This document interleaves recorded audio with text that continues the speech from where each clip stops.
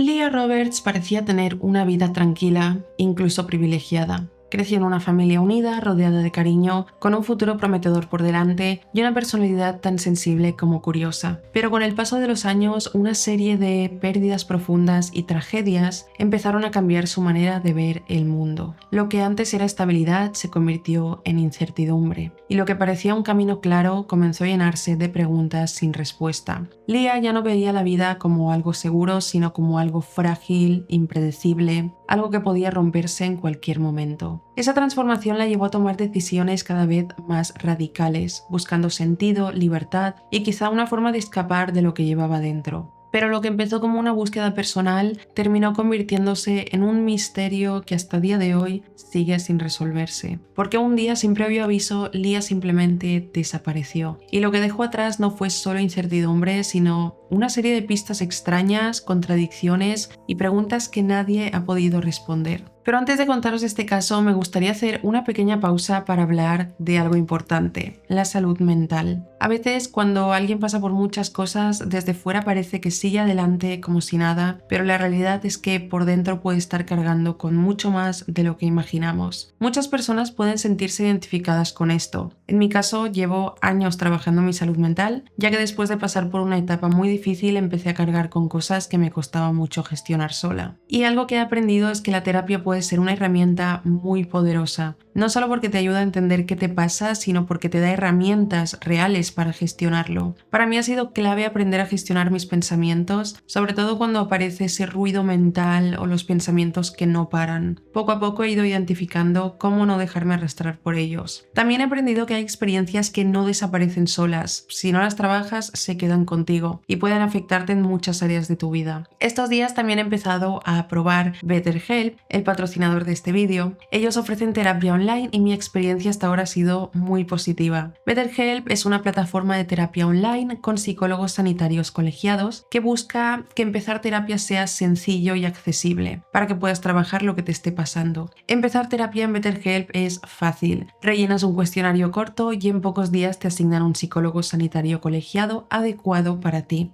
Y si no sientes que encaja del todo contigo, puedes cambiarlo sin coste adicional. Con BetterHelp puedes hacer sesiones por videollamada, teléfono o chat, desde donde quieras, lo que te resulte más cómodo. En mi caso me asignaron bastante rápido a una psicóloga con la que ya he tenido un par de sesiones y la experiencia ha sido muy buena. Además, me gusta mucho que sea online porque hace que mantener la constancia sea sencillo. Yo desde la primera sesión me quedé súper contenta porque empecé explicándole a la psicóloga lo que me pasaba, lo que me preocupaba, y me gustó mucho que a lo que ella dedicó los primeros minutos fue a buscar la raíz del problema, y creo que eso es muy importante porque a partir de saber el motivo es mucho más fácil dar herramientas, y terminamos la sesión con ella dándome unas tareas que van a facilitar que en la próxima sesión pueda darme herramientas que realmente me funcionen. Para mí la terapia ha sido clave, he hecho terapia durante muchísimos años y a través de cada sesión he aprendido a cómo identificar mejor mis emociones, a entender de dónde vienen y a poder gestionarlas en lugar de reaccionar en automático. En mi caso, la terapia ha impactado de manera muy positiva en mi día a día. He estado 8 años haciendo terapia y ha sido clave para muchísimas cosas porque miro a mi yo de hace 8 años y si no hubiera hecho terapia y no hubiera aprendido a gestionar ciertas cosas, ciertas emociones, creo que hoy sería muy diferente. Así que si estás pasando por un momento difícil o simplemente quieres entenderte mejor,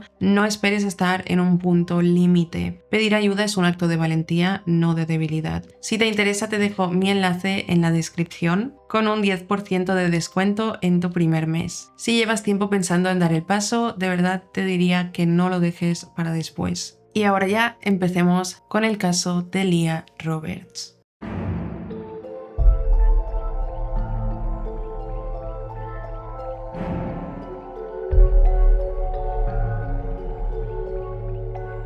Leah Roberts era una chica originaria de Carolina del Norte en Estados Unidos. Nació el 23 de julio de 1976 en Durham, como la hija menor de una familia conformada por su padre Bob Roberts, su madre Stella Roberts y sus dos hermanos mayores Heath y Cara. Para quienes los conocían, los Roberts eran descritos como una familia tranquila, estable y llena de cariño. Una descripción muy acorde con la realidad, ya que Leah y sus hermanos crecieron dentro de un ambiente amoroso, rodeados de las comodidades que da una economía sólida, perteneciendo a la clase media alta, y donde sus padres siempre estuvieron muy pendientes de ellos para darles una buena educación, tiempo de calidad y la oportunidad de practicar diferentes deportes y participar en diferentes actividades recreativas. En cuanto a la personalidad de Leah, quienes la conocieron la describieron como una chica especial. Era amable, reservada, pero con una sensibilidad enorme. Tenía además una imaginación muy vívida, una curiosidad insaciable y una forma de ser que muchos veían como la de un alma vieja. En su tiempo libre a Leah le fascinaba leer, escribir y perderse por completo en la poesía, la cual era su tipo de lectura favorita. Y aunque todavía no tenía claro qué quería hacer con su futuro, se notaba que tenía una inclinación natural hacia todo lo creativo e introspectivo, debido a la naturalidad con la que podía llevar cualquiera de estas actividades gracias a su personalidad. Fue así como transcurrió la infancia de Leah, siendo esta recordada como una etapa tranquila, rodeada de amor familiar y con una estabilidad que parecía inquebrantable. Sin embargo, a medida que Leah fue creciendo, esa tranquilidad y estabilidad que siempre había tenido en casa empezó a cambiar drásticamente. Pues cuando cumplió 17 años llegó el primer golpe muy duro para la familia, y es que su padre, Bob Roberts, fue diagnosticado con una enfermedad pulmonar crónica. Este era un diagnóstico serio que transformó por completo la rutina de la familia, pasando de tener días normales a pasar a tener largas semanas en el hospital, con Bob recibiendo cada noche tratamientos intensivos. Pero lo más difícil era que estos tratamientos, según los médicos, no aseguraban que Bob pudiera volver a la vida que había tenido antes. Y de hecho su esperanza de vida empezó a reducirse poco a poco por lo grave que era la enfermedad. Esta situación se convirtió en una fuente constante de preocupación para todos en casa, siendo especialmente dura para Leah, ya que ella siempre había tenido una relación muy estrecha con su padre, por lo que verlo ponerse enfermo de esta manera fue algo que la empezó a marcar profundamente. Este era además un dolor que compartía con sus hermanos y su madre, Stella, pero para Stella esta situación fue incluso más estresante debido a que ahora ella tenía que cuidar de sus 3 hijos mientras veía a su marido en un estado tan delicado, provocando que con el tiempo ese peso emocional se hiciera demasiado grande, y Stella también empezó a sufrir problemas de salud, recibiendo un diagnóstico de una afección cardíaca que, según los análisis que le hicieron, posiblemente se había desarrollado por el desgaste emocional y el estrés constante que vivía por la enfermedad de su marido. Eran tiempos realmente muy difíciles y dolorosos para la familia, y Leah, que justo estaba terminando la secundaria y a punto de entrar en la universidad, llevaba esa etapa especialmente mal a nivel emocional y no sabía muy bien qué iba a hacer con todo lo que estaba pasando. Pero con el apoyo de sus seres queridos decidió no rendirse. Así fue como se matriculó en la Universidad Estatal de Carolina del Norte, donde eligió antropología como carrera principal y español como especialización adicional. Allí intentaba llevar su vida lo más normal posible y, a pesar de la preocupación constante por sus padres, consiguió de manera admirable obtener excelentes notas, manteniendo el foco y demostrando una disciplina impresionante en medio de todo el caos que estaban viviendo. Pero 3 años después, en 1996, desgraciadamente la tragedia volvió a golpear a la familia Roberts. Mientras Leah seguía en la universidad, su madre falleció repentinamente a causa de un ataque cardíaco. Esto fue algo totalmente inesperado, porque si bien a su madre le habían diagnosticado una afección cardíaca, no esperaban que muriera en ese momento. Y esto dejó a la familia completamente devastada. Su padre, que todavía luchaba contra su enfermedad, quedó tan impactado como los demás con la pérdida de su mujer, siendo precisamente la muerte de Stella la que marcó un antes y un después en cada uno de los miembros de la familia. En el caso de Leah, ese fue un punto de quiebre para ella, por lo que ese mismo año decidió tomarse una pausa en los estudios. Su idea era tomarse un año sabático,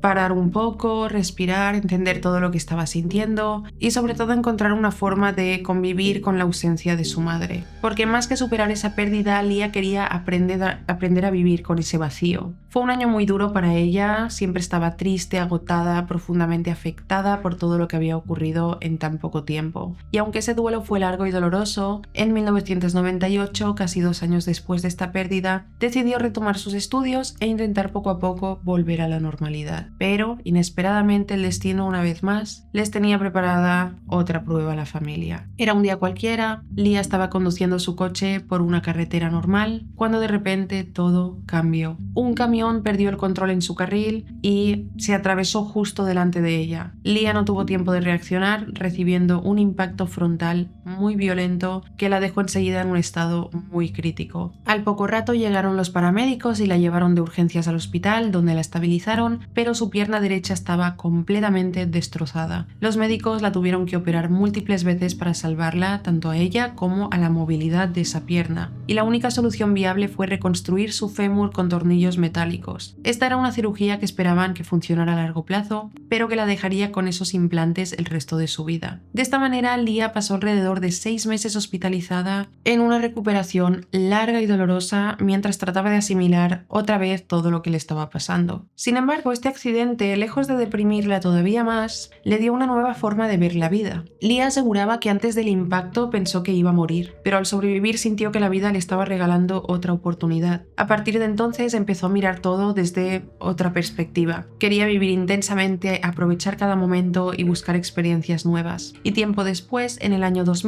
cuando la universidad le ofreció una opción para hacer un programa de campo en Costa Rica, Lia vio en eso la forma perfecta para descansar, sanar y reconectar consigo misma. Aunque las cosas no se iban a poner más fáciles a partir de ahí, pues muy poco tiempo antes de empezar este viaje, llegó la noticia que nadie quería recibir. Una vez más, otra tragedia, y es que su padre, después de años luchando contra su enfermedad pulmonar, finalmente no resistió más y falleció. Eso rompió el corazón de todos sus hijos, que perdieron a 2 padres tan amorosos justo en medio de su juventud, en un periodo de tiempo tan corto. Fue un golpe muy duro en muy poco tiempo. Lia prácticamente no había terminado de recuperarse de una cosa cuando sucedía otra. Pero aunque claramente estaba pasando por momentos terribles, esta última pérdida no afectó a Lia de la misma manera que había afectado todo lo demás, sino que esta vez, cuando falleció su padre, ella parecía más tranquila, como si intentara reprimir el dolor para enfocarse por completo en el viaje que había planeado a Costa Rica, argumentando que era exactamente lo que sus padres habrían querido para ella. Así que no pensó en la posibilidad de cancelar el viaje para procesar su duelo, sino que se fue a Costa Rica para intentar despejar su mente y darle otro sentido a su vida. Y a pesar de que todo sonaba positivo, sus hermanos y algunos amigos sentían que algo no encajaba del todo, porque aunque ella seguía viéndose tan fuerte como siempre, les preocupaba que no estuviera procesando realmente el dolor de la última pérdida, la de su padre, ya que no parecía estar pasando el duelo como esperaban ellos, sino más bien creían que el viaje a Costa Rica era una forma de evadir sus emociones y alejarse de la situación y de la realidad. Eso los dejaba inquietos, pero Lia en todo momento les aseguraba que solo quería encontrar su camino, tranquilizarse y que estaba bien. Así que nadie se interpuso en su decisión. Lia terminó yendo a Costa Rica para ese programa de campo de la universidad,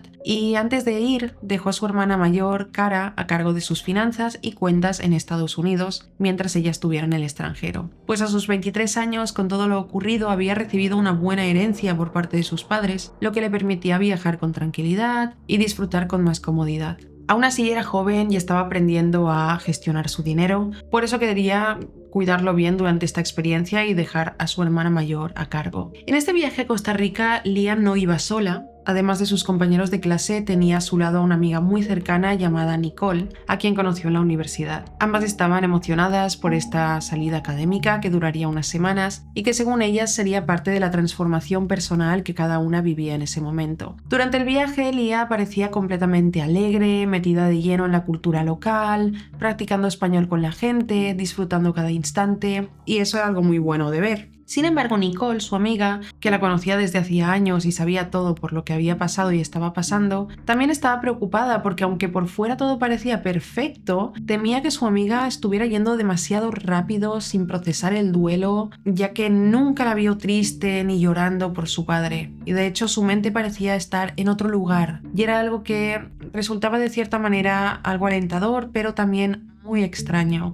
Aún así, no surgió ninguna otra señal de alerta además de este comportamiento, por lo que nadie hizo nada al respecto. De este modo, las semanas transcurrieron hasta que Leah y Nicole regresaron a Estados Unidos, a Carolina del Norte. Allí Leah llegó completamente renovada, con una mentalidad súper diferente, decidiendo casi de inmediato que iba a vivir con su amiga Nicole en un apartamento juntas y que también abandonaría la universidad. Ese deseo de dejar los estudios impactó mucho a sus hermanos debido a que para ese entonces solo le faltaba un semestre para terminar la carrera, así que intentaron convencerla, sobre todo su hermano Heath, que le recordaba que el título le daría estabilidad profesional y que aguantara solo un poco más, pero Leah no quiso escucharlo. Estaba decidida a dar un cambio total a su vida, explicando que después de todas las pérdidas de los últimos años, había entendido que la vida podía acabarse en cualquier momento y quería vivir todas las experiencias posibles. Además, financieramente no tenía preocupaciones, porque como ya he mencionado, la herencia de sus padres fue grande y le permitía mantenerse cómodamente durante un buen tiempo, sin necesidad de trabajar ni estudiar. Fue así con todos estos argumentos y esa convicción tan firme que nadie pudo convencerla para terminar la carrera. Al cabo de unos días se mudó con Nicole, adoptó una gatita a la que llamó Bea, que llevó a su nuevo hogar y empezó a mostrar esta nueva versión de su personalidad, una versión que quizás siempre había estado allí esperando salir y que debido a las circunstancias ahora se permitía ser tal y como era. En esta nueva etapa, Leah se comportaba de manera muy diferente a como todos la habían conocido. Dedicaba mucho tiempo a sus hobbies, pasaba horas en su apartamento leyendo, escribiendo poesía, aprendiendo a tocar la guitarra, y cuando decidía salir le gustaba ir a diferentes cafeterías para charlar con desconocidos sobre la vida, las aspiraciones y los sueños. También durante este periodo de tiempo empezó a interesarse profundamente por Jack Kerouac, un autor estadounidense legendario conocido por su estilo espontáneo y viajes sin rumbo fijo por las carreteras de Estados Unidos. Y es que la manera en que Jack escribía resonaba profundamente con Leah, como si describiera la vida que ella imaginaba a largo plazo, pues en varios de sus libros mencionaba que había trabajado como guardabosques en una torre de vigilancia en Desolation Peak, en las montañas del noroeste de Washington, un lugar completamente aislado, y contaba cómo ese empleo era realmente solitario, pasando meses sin apenas contacto humano. Allí él podía llevar si quería a familiares, a su pareja, pero él estaba solo, enfrentando un silencio abrumador cada día de ese trabajo. Además, en esa época, el verano de 1956, no había ningún tipo de distractor para pasar el rato como es ahora el móvil, el internet, nos ponemos en los reels, así que Jack no tuvo de otra que usar todo este tiempo para expandir su creatividad y escribir obras como The Dharma Bums, donde Jack describe esa vida tan cruda pero gratificante que vivió allí. Leah quedó completamente cautivada por esta filosofía de vida, amaba sus libros y esa forma de abrazar la libertad sin ataduras. Sentía una afinidad tan profunda que compartía abiertamente buscando gente que pensara igual que ella. Todo esto era nuevo para su familia y amigos cercanos, que en medio de tantos cambios seguían un poco preocupados e impactados porque, aunque siempre es bueno conocer a personas nuevas, Leah podía llegar al punto de abrirse demasiado con desconocidos. Contaba detalles íntimos de su vida sin ningún tipo de filtro desconocidos, pero nuevamente no podían hacer nada frente a esta nueva faceta de Leah. De hecho, ella parecía feliz y tranquila con la vida que llevaba, y eso parecía lo más importante en ese momento. Al fin y al cabo, ella era un alma vieja, como decían todos, buscando algo más allá de una rutina asfixiante, de horarios de 9 a 5 y de esa seguridad que muchos consideran ideal. Leah quería encontrarse a sí misma, conectar con sus pensamientos profundos, su sensibilidad única y rodearse con gente que compartiera su manera de querer vivir. Y era precisamente eso lo que la hacía sentir más cerca del lugar donde quería estar. Así, de este modo, empezaron a transcurrir todos los días, con idas a cafeterías, poesía, lecturas, sin horario fijo ni trabajo estable, pero viviendo exactamente como ella quería. De esta manera llegamos a la mañana del 9 de marzo del 2000. Ese día Leah habló como de costumbre con su hermana Cara. Conversaron sobre cómo iban sus vidas hasta ese momento, sin nada fuera de lo normal. Leah estaba tranquila, como siempre, y la llamada terminó con la promesa de que se verían pronto. No fijaron una fecha concreta, pero dijeron que pronto se verían. Más tarde ese mismo día, Leah ya estaba en el apartamento con Nicole y Nicole le dijo que había encontrado una oferta de trabajo para ganar un poco de dinero extra y se trataba de que al día siguiente las dos fueran a cuidar a unos niños. Leah aceptó sin problemas porque le parecía un buen plan. Después de esta conversación, Leah se quedó en el apartamento mientras que Nicole se fue a su trabajo. Así transcurrió esa noche hasta que Nicole regresó más tarde y se dio cuenta de que Leah no estaba en casa. Ni ella ni su Jeep Cherokee blanco de 1993. En ese momento Nicole no pensó demasiado, simplemente supuso que Leah había salido, estaría con alguien por ahí, volvería más tarde,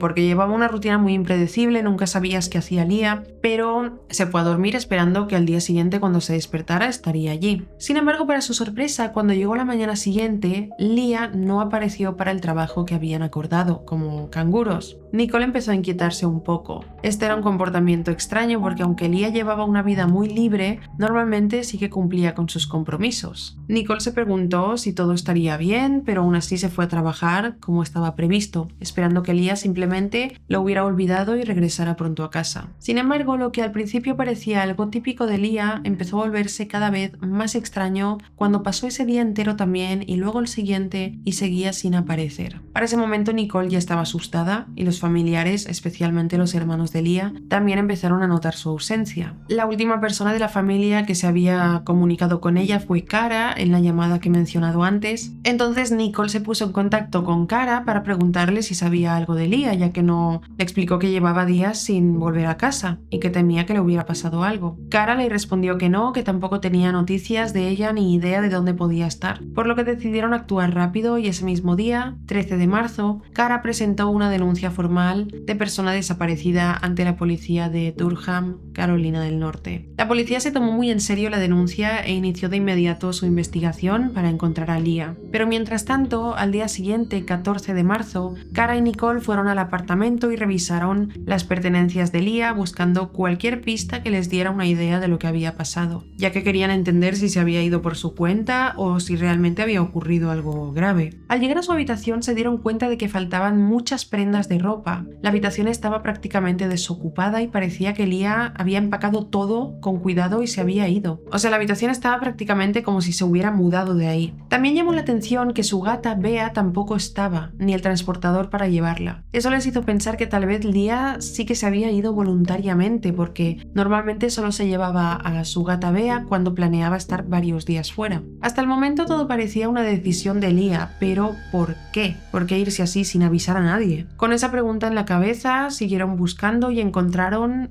una nota extraña. Por un lado, esta nota tenía el gato de Cheshire, el de Alicia en el País de las Maravillas, y en el otro lado había una nota escrita que decía: "No soy suicida, soy todo lo contrario", junto con una mención a Jack Kerouac. Y también otra nota que decía que esperaba que su hermana Cara no se molestara con ella. Era como un mensaje para decir que se iba y que no se preocuparan. Pero todo seguía siendo muy extraño y lejos de tranquilizarlos, esto llenó de más dudas a sus hermanos. Junto a esa nota tan peculiar encontraron también el dinero del pago del próximo mes del apartamento que compartía con Nicole, y fue esto lo que reforzó la idea de que Leah había planeado irse. Eso era algo duro de imaginar, el pensar que había recogido todas sus cosas y se había marchado sin decir nada. De todos modos, con todo lo que encontraron, no se quedaron tranquilos, pero pensaron que volvería en unos días o tal vez en un mes. Aún así, Cara no bajó la guardia, quería estar pendiente de su hermana menor y, aprovechando que todavía tenía poder notarial sobre sus cuentas bancarias, estuvo revisando los registros de la tarjeta de crédito de Leah, esperando encontrar alguna señal de dónde podía estar según los movimientos que hiciera. Al revisar estos registros, Cara encontró varios movimientos que contaban su ruta. El primero fue el 9 de marzo, el día de la desaparición, y este movimiento se registró a las 10 de la noche como el pago de una habitación en un motel cerca de Main Street.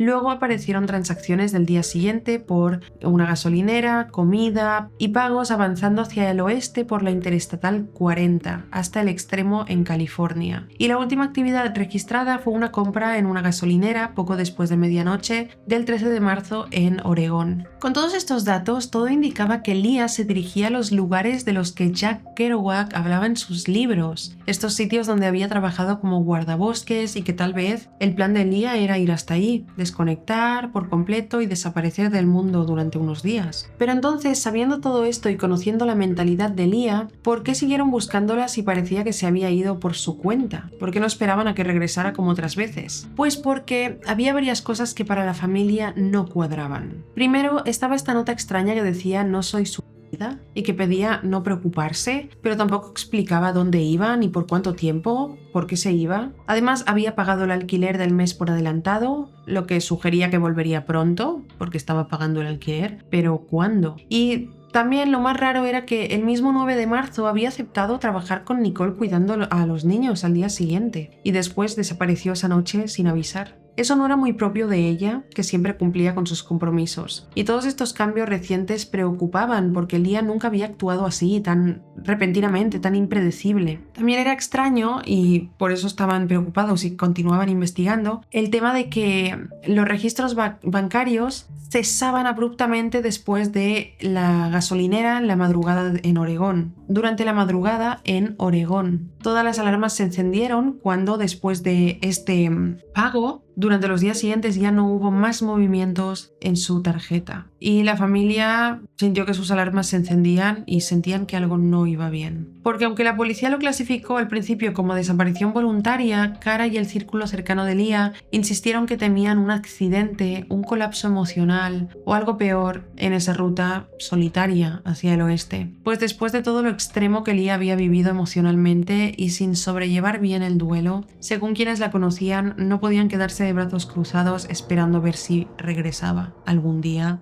o no. De esta manera la búsqueda de Leah continuó. Sus hermanos estaban completamente decididos a encontrar a su hermana y la policía los acompañó durante todo el proceso. Pasaron los días y aunque seguían esperando alguna señal, lo que más temían se hizo realidad, porque desgraciadamente en la madrugada del 18 de marzo del 2000, cerca de Bellingham, Washington, una pareja que recorría Canyon Creek Road, una vía secundaria de la autopista Mount Blaker, vio a lo lejos varias prendas de vestir al lado del camino. Algunas colgaban de los árboles, otras estaban esparcidas por la carretera, siendo esta una escena que llamaba bastante la atención. Esta pareja lo pensó de inmediato que había ocurrido un accidente, así que se acercaron a la curva cercana, junto a una pendiente empinada, para ver qué era lo que había pasado. Allí descubrieron una camioneta blanca, un Jeep Cherokee modelo 1993, el cual al parecer se había caído por el acantilado y estaba gravemente dañado. Y aunque no vieron a ningún herido, la pareja llamó a la policía para informar lo que habían encontrado. Pocos minutos después, cuando los agentes llegaron, confirmaron que el vehículo pertenecía a Leah, por lo que contactaron a su familia para darles la noticia. Sin embargo, al investigar el lugar y el vehículo, se dieron cuenta de que dentro del Jeep no estaba ella, tampoco había rastro de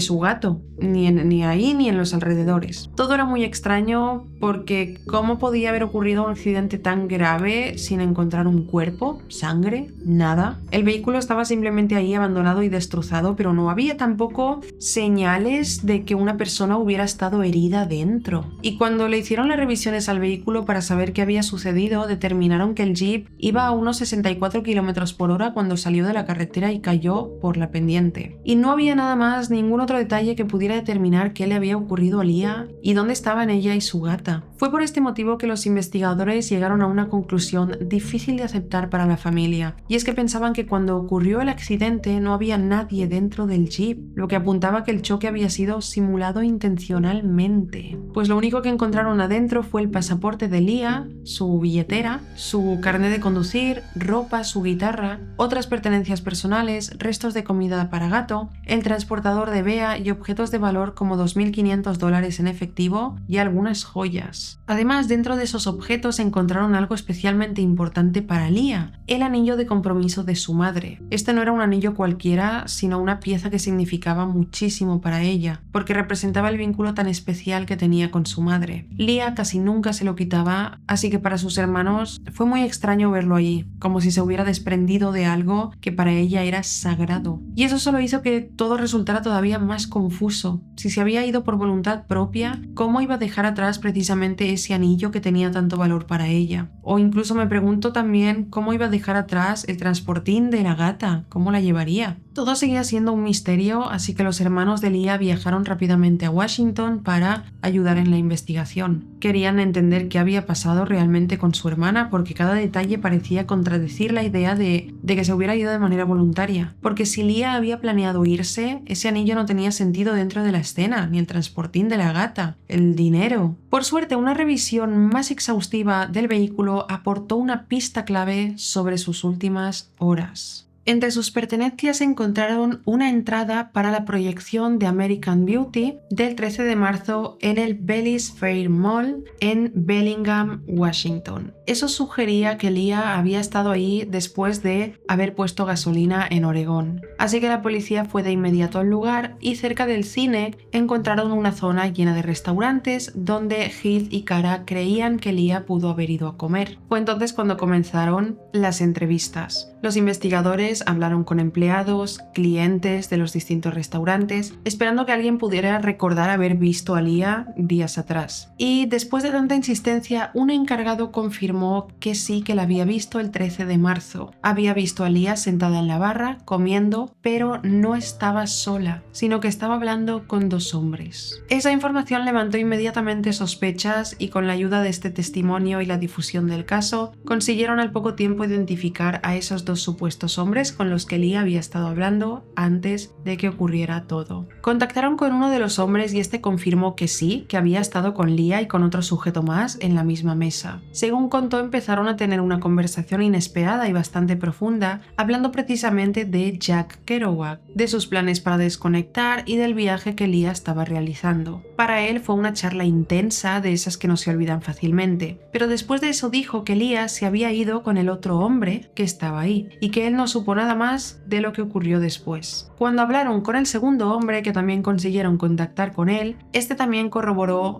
la historia diciendo que sí, que hubo una conversación profunda sobre los planes de Leah y sobre ese deseo que tenía de alejarse durante un tiempo, pero luego cambió los detalles asegurando que él no se había ido con ella, sino que había un tercer hombre en la escena, alguien a quien llamó Barry. Según su versión, fue Barry quien se marchó con Leah esa noche. Incluso dio una descripción bastante detallada de cómo era, su edad aproximada, rasgos físicos, y esto permitió elaborar un retrato hablado. Sin embargo, cuando los investigadores volvieron a revisarlo todo, los demás testigos del restaurante no pudieron confirmar la existencia de ese tercer hombre, así que los testimonios quedaron llenos de contradicciones y tampoco había una prueba sólida para incriminar a ninguno de estos dos hombres. Y por otro lado, este tal Barry seguía siendo un fantasma. Nadie lo había visto, tampoco había forma de comprobar que realmente existiera. Por lo tanto, la investigación parecía estar completamente estancada en ese punto. No había pistas sólidas, no había indicios claros y tampoco testigos realmente confiables. Lo único que se supo después fue que un hombre llamó a la oficina del sheriff diciendo que había visto a Leah en una gasolinera de Everett, cerca de Seattle. La policía pensó que por fin tenían una pista útil y trataron de obtener más detalles, pero la llamada se cortó y nunca pudieron identificar a la persona que llamó. Así que no quedaba mucho más, salvo la última grabación conocida de Leah en aquella gasolinera de Oregón donde pagó combustible antes de desaparecer. En esta grabación se la veía normal, aunque parecía mirar hacia atrás de vez en cuando, pero como no había otra cámara en esa zona, no se veía hacia donde ella miraba, así que nunca pudieron confirmar si estaba sola o si había alguien con ella. Aún así, durante las semanas siguientes de abril, siguieron organizando una búsqueda exhaustiva en la zona del accidente con la esperanza de encontrarla. Usaron perros entrenados para detectar cadáveres, detectores de metales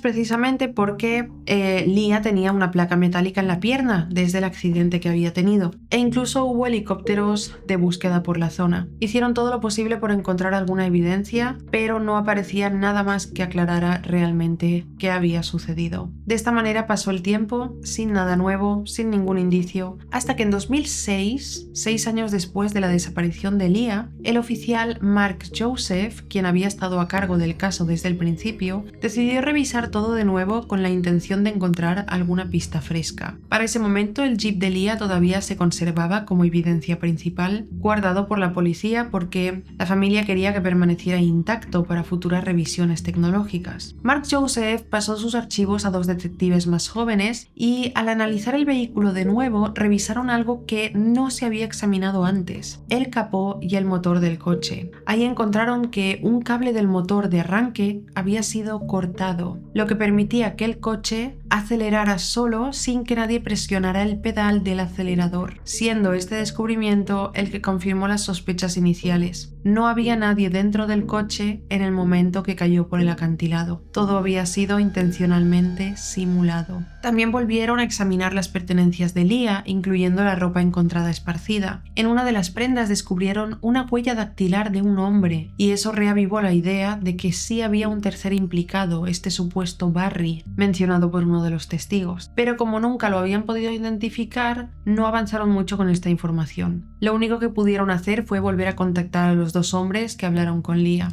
Al primero le tomaron las huellas dactilares, pero no coincidían, y el segundo, el que mencionó a Barry, ya no vivía en Estados Unidos, se había mudado años atrás a Canadá y no pudo asistir. En realidad era él quien más sospechas levantaba, porque se descubrió que él tenía experiencia como mecánico, algo que encajaba con el tipo de manipulación que se encontró en el vehículo. Aún así tuvieron que pasar algunos meses hasta que, con ayuda de las autoridades canadienses, pudieran localizarlo. Cuando lo localizaron, le tomaron las huellas dactilares, le hicieron pruebas de ADN, pero nada coincidió tampoco. Y sin ninguna otra prueba para incriminarlo, lo dejaron libre y no lo investigaron más. Fue así que el caso quedó completamente estancado, no hubo ninguna pista adicional y pasó el tiempo, sin que lamentablemente la familia de Leah ni sus amigos recibieran una respuesta sobre lo que le había sucedido. Y hasta el día de hoy este sigue siendo un caso sin resolver. Nadie sabe qué pasó con Leah Roberts. Lo único que existe hoy son diversas teorías que han surgido a lo largo de los años y que buscan darle un cierre a esa desaparición. La primera teoría plantea que Leah simplemente decidió desaparecer por completo voluntariamente.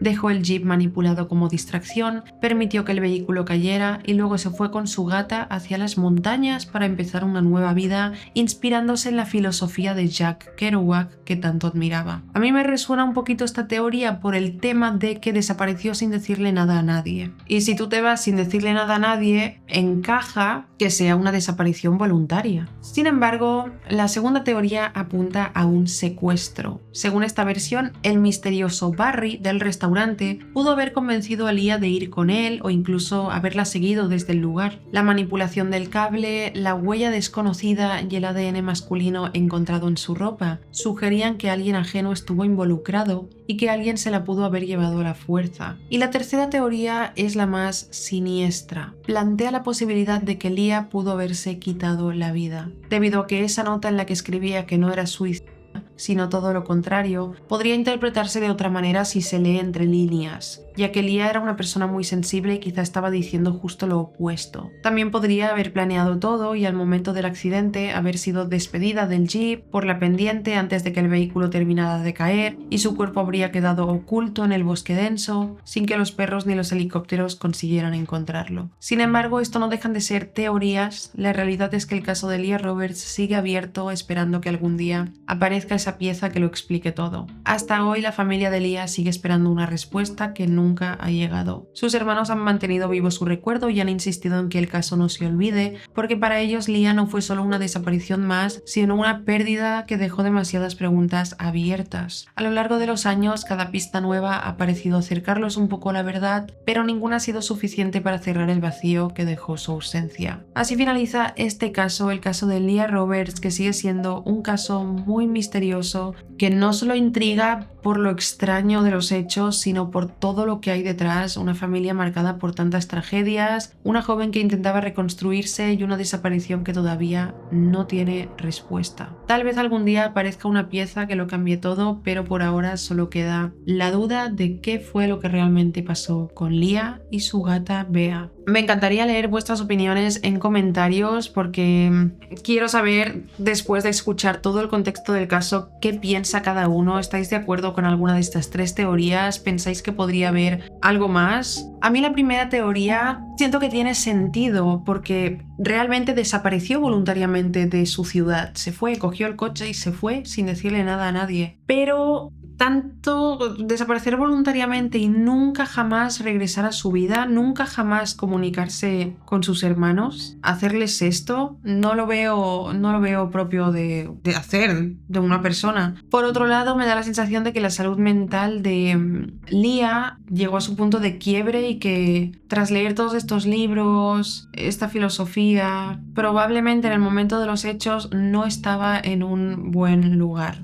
Con la teoría que más estoy de acuerdo creo que es con la segunda, que se trató de un secuestro, dado que sabemos que Lia era una persona que hablaba muy abiertamente con desconocidos, no tenía problemas en explicar detalles. Si se encontró con una mala persona a la que le explicó, sí, estoy sola, viajando sola con mi gata, solo ella y yo, mi familia no sabe dónde estoy, no tengo padres, no sé qué, pues esta persona podría decir, pues esta chica es un blanco fácil para mí. El tema de que en la ropa hubiera huellas dactilares, una huella dactilar, ADN de un hombre desconocido, es un poco extraño. También se me hace muy extraño el segundo hombre, el que se fue luego a Canadá. No sabemos por qué se fue a Canadá por trabajo, porque huyó de la investigación, no lo sabemos.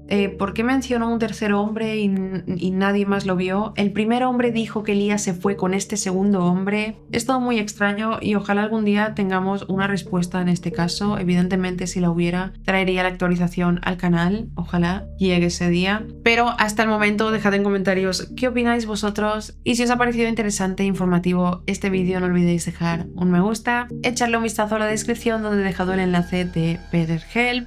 Gracias por ver mi vídeo y nos vemos en el próximo. ¡Chao!